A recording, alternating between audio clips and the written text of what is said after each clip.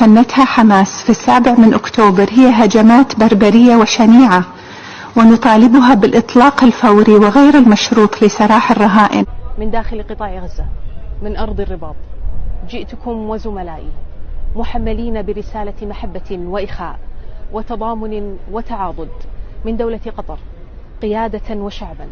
أقول لكم أننا وأحرار العالم معكم، والإنسانية معكم، والحق معكم، والله جل في علاه معكم، فلا تهنوا ولا تحزنوا وأنتم الأعلون بإذن الله.